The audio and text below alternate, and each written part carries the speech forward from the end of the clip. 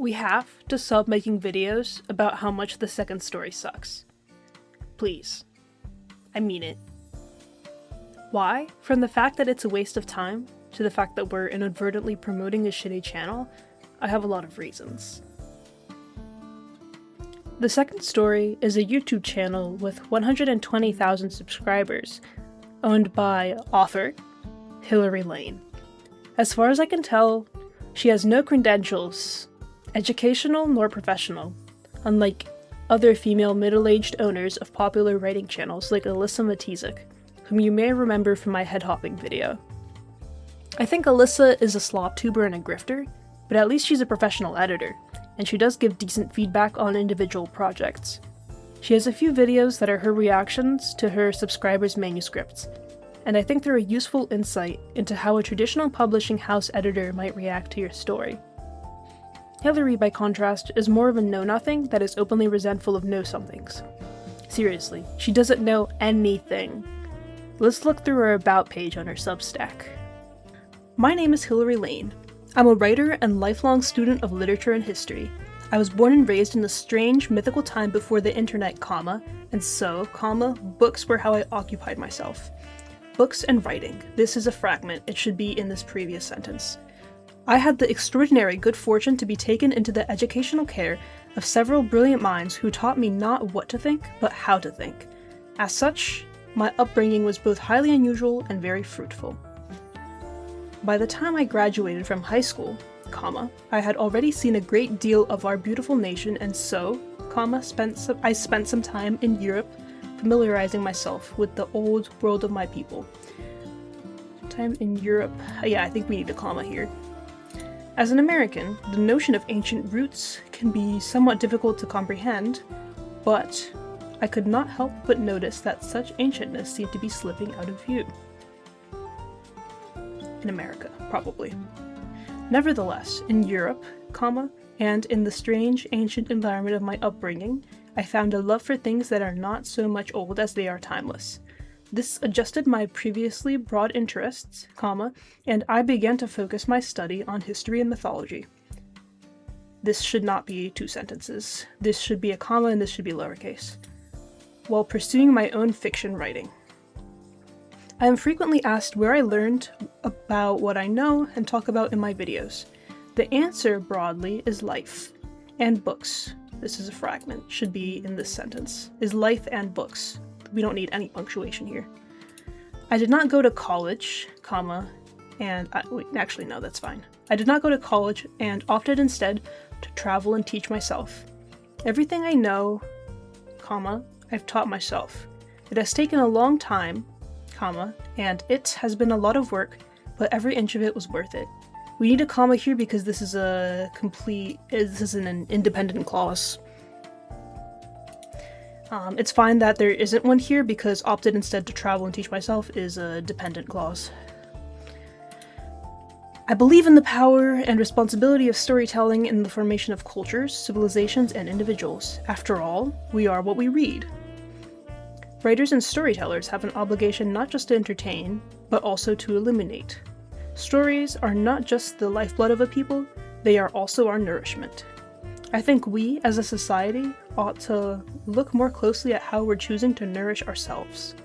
The sentence is weird, because lifeblood and nourishment seems like the same thing to me.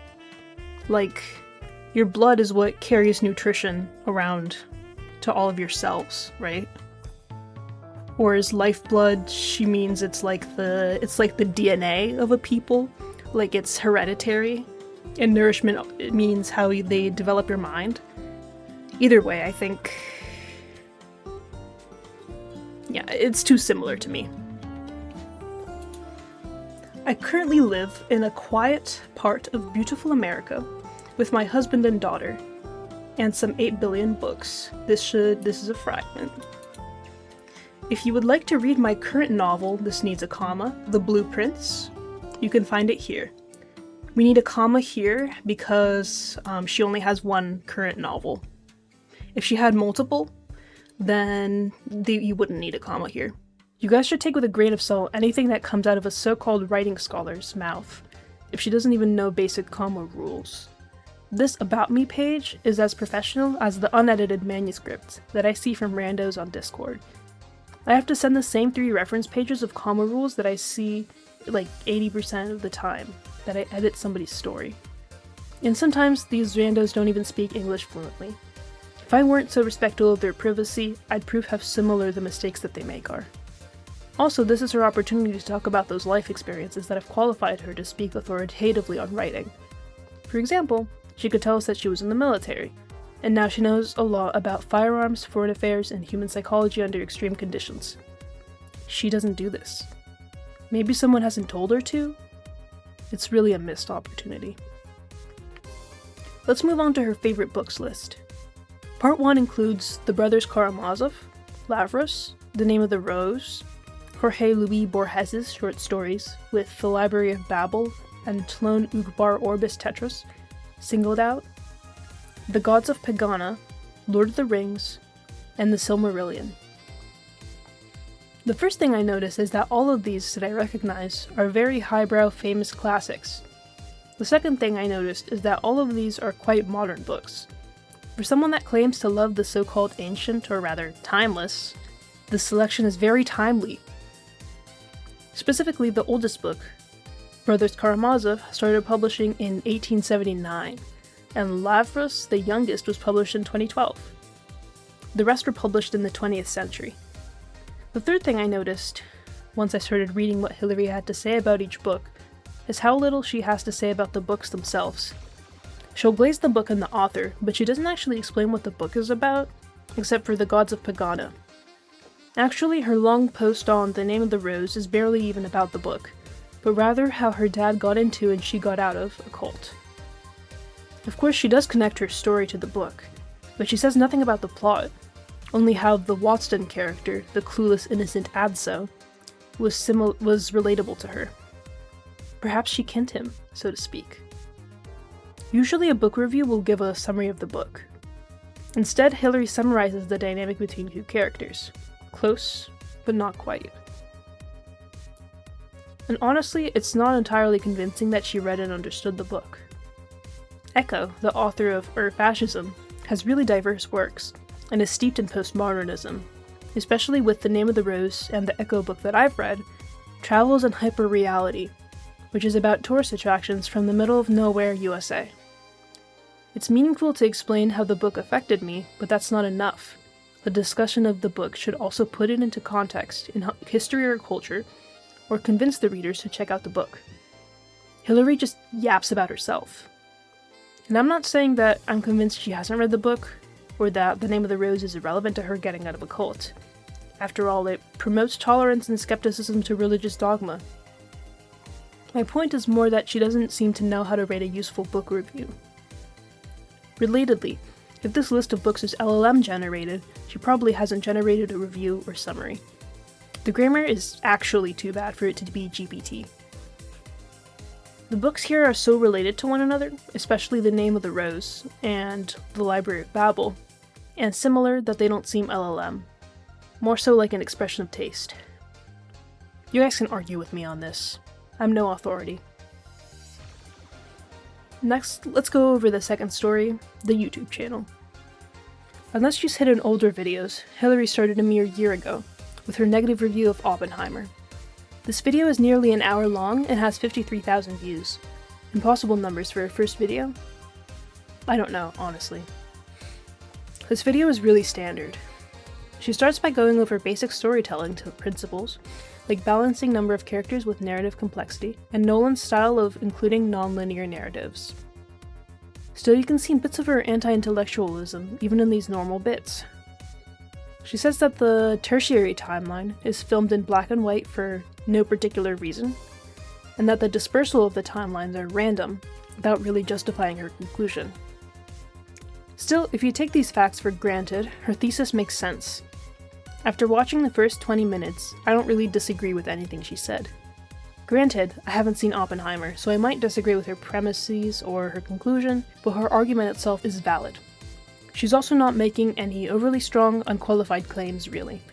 She uses framers like, in my humble opinion, and Nolan could have, which are less bold than the ridiculous, bombastic statements she makes in her newer, rage-baitier videos, such as I mentioned earlier, we live in a world in which objective morality is such a controversial concept that people will fly into a rage at the very suggestion that objective morality might exist. I have watched This Is Why We Never Got Another Lord of the Rings, and The Absolute Degeneracy of Modern Writing.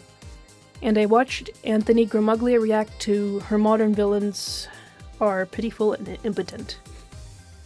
The latter two videos I consumed while in transit, and they made me too angry. I was not able to finish them. I have finished the Lord of the Rings video, but that might have been because I was asleep. I don't recall liking it very much though. One thing about her new videos, which are anti-modern, is that her favorite books are like the epitome of modern, with the exception of the postmodern Name of the Rose and Borges. If she knew that two of her favorite books were postmodern, I wonder if she'd start promoting deconstructionist literature, like Watchmen. Hey, the protagonist of Watchmen is kind of an anti-hero. Let's click on her anti-video and see if she'd like Rorschach. Astute listeners will probably note that all of this sounds a great deal like postmodernist literary analysis, and you're right, it does kind of sound like that a little. But it's not postmodernism because of one single crucial difference. Postmodern literary analysis brings the preconceived idea to the work of literature. So, for instance, a postmodern student of literature will go into, say, the Chronicles of Narnia, for instances of the patriarchy occurring within the mind and contemporary world of C.S. Lewis. But a genuine student of literature will simply examine the work of the author and seek to learn from that how the author's world and life might have contributed to that work. No, instead she takes postmodernism to mean feminist literary analysis, a perspective that decides a conclusion, then searches for evidence to support it, inductive reasoning. She doesn't know anything.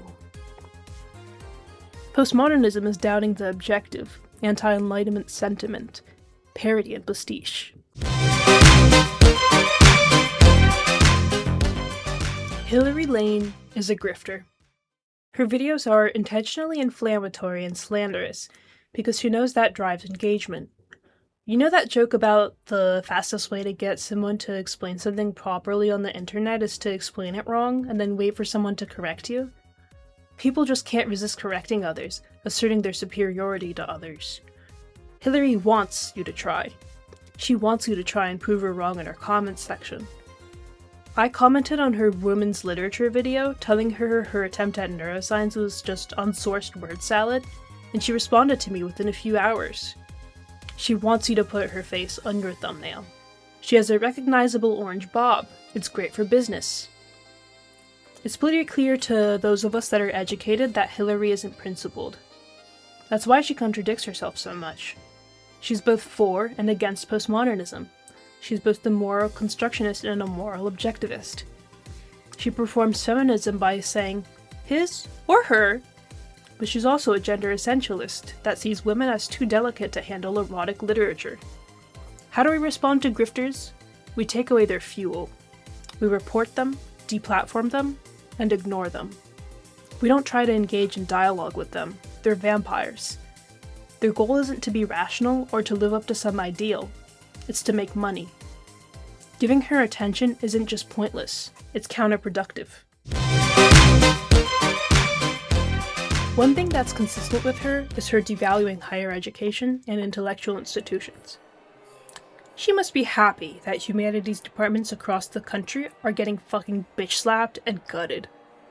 Some of us had to wait till college to pursue our true interests, and had their lives changed by a few philosophy professors. Her anti-intellectualism is harmful, and I'm not convinced that a few lazy videos fact-checking her are enough to disprove her points about intellectuals being no better than her. I'm not convinced that those of you that have made videos about her are principled enough to be fighting for intellectualism, just because you haven't stooped to her level of making shit up and calling it objective truth, or common sense. You don't even claim to be intellectuals. You're virtue signaling to your audience. You're here to prove that you're superior to an obvious bad faith troll. The bar is on the floor. To protect schools, it's not enough to criticize anti-intellectual grifters. Even if you're clickbaiting, you have to provide a counter-argument to her. You have to guide the viewers in the right direction, towards books. Why would one want to be intelligent? Because it's power. Maybe we need to talk to the dum-dums the same way gymfluencers talk to non-athletic people.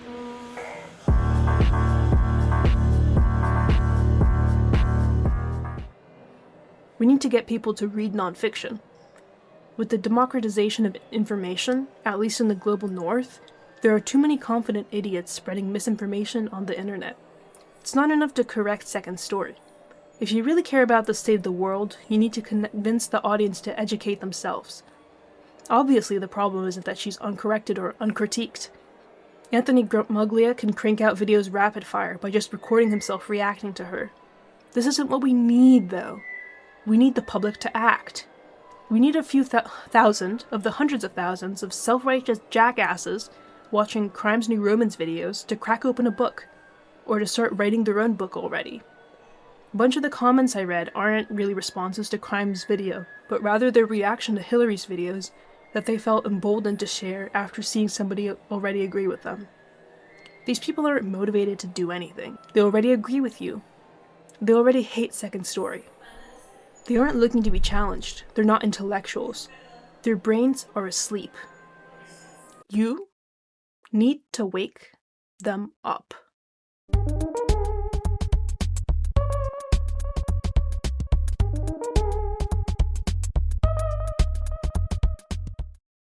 Okay, by the way, I'm looking at this Crimes New Roman video for research, and look at this. The Second Story, more like, please stop, I beg you, Hillary Lane, what on earth are you doing? These white women are out of control. Mind you, this is a white man. Look at him. These white women are out of control. I mean, I don't like this. I feel like if you can't make fun of white women as a white man, you know, like it's just sexism.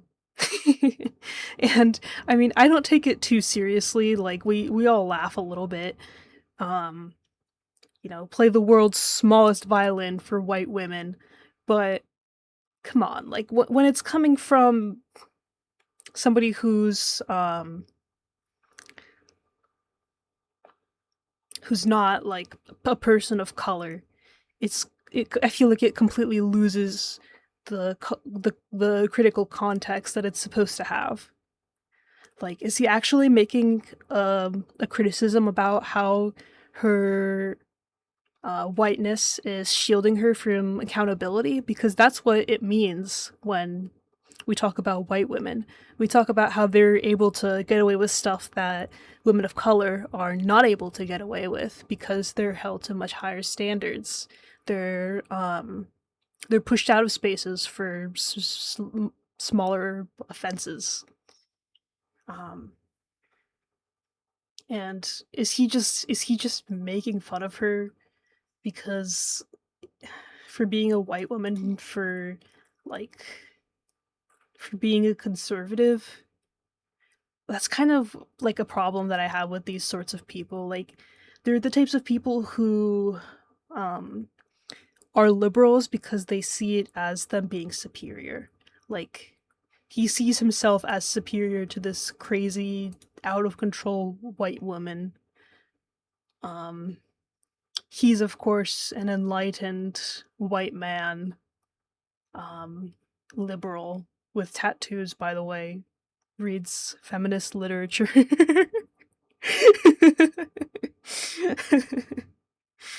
I hope my point is clear. You know what I mean? Like, it's so. Let's leave these phrases to the people of color. I like YouTube as a medium. I don't really care about production value. In fact, I find low-budget production more creative and charming, in a way. What I like is how the small channels I watch have unique modes of analysis. For example, Schnee is pretty good at getting his viewers to read better because he guides the viewer through his full thought process. He introduces us to analytical concepts he learned in Talmud, I think, and applies them to media analysis. One that comes to mind is his distinction between what and why questions. A what question is where one tries to define a symbol or motif. In Schnee's framework, a why question is asked second because it will explain the application of the what according to said question. For example, if I wanted to apply this concept to something familiar to me, I might ask, what is the Qingming blade? Then I'd ask, why did the blade choose Ye Guang? And my answer would have something to do with how the sword's curse has to be overcome by someone with a strong will and sense of justice, so it would choose someone pure of heart. I am a former patron of Schnee's because I think he encouraged his audience to think and analyze more productively. He's a good teacher. I also like that he's community-oriented. We used to have monthly calls, and he'd often offer to help any of us that were interested in starting our own channels. Now, I'm not really active in his community, but I'd like to think that if I still was, he'd be helping me now. I don't like YouTubers that chase easy topics, easy views. I hate that every channel based around a live service game has to make the same video, reading the patch notes, or discussing the new character whenever the new update rolls around. Second Story is just another one of these new updates. Her videos have hundreds of thousands of views, with a large proportion being hate watchers. I don't think that anyone's waiting for the verdict to roll around on her, though. The people watching Crimes New Romans videos just want to watch her get spanked, with fact and logic. It's spite. No one needs crimes to enlighten them. This is why I think his videos slop, no matter how well researched or produced. He picked low-hanging fruit, and its juice was sweet. 109,000 views on a channel with 1/3 of Second Story subscribers is pretty good. And who exactly benefits but Crimes? By comforting his viewers by merely validating their preconceived notions that Second Story sucks, he's making it less likely that they do anything. Foreign Man did some voice acting for Crimes in this video. Foreign has low-key moved onto a slop channel, Foreign Fridays, where he makes weekly videos critiquing some internet figure and pretending to be a Marxist sociologist. He used to post video essays regularly enough on the main channel, but those must have been too much risk for too little reward, because now he pulls in a consistent 150,000 viewers a week. His videos, though very political, never really have a call to action. Instead, it's more of a 30-minute hate session that validates the viewers' opinions on obvious villains and impresses them with Foreign's use of words like material conditions and class consciousness. Wow, he seems really smart for a Caribbean man. I want to support his activism. Maybe I'll buy a Nebula subscription. Well, it's no surprise that he's endorsing Crimes New Romans go at shadowboxing with the Second Story. That's his content. Hate-watching right-wing racist idiots on TikTok. Is it too much to ask if I want YouTube to be better than this? Shouldn't we be a positive force in people's lives? Channels that take on political topics should channel viewers' emotions into political action beyond just voting, or hell, beyond even donating. I want more people to be conscious. I want people to see the wave as it peeks over their heads, know where it came from, and dive through it before it crashes on them. Obviously, I'm sick of idiots like Second Story, Asmongold, and Trump. 3 self-contradicting assholes who can't seem to stop failing upwards. We need to stop hate-watching them. We need to make people like this an irrelevant joke. To do this, we need to actually affect the people that we're making videos for.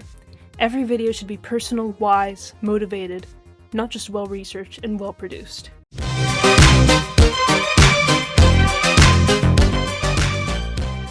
To summarize my points, first, we talked about Hillary Lane's background and established that she's a poor writer with no relevant credentials in literary analysis and education.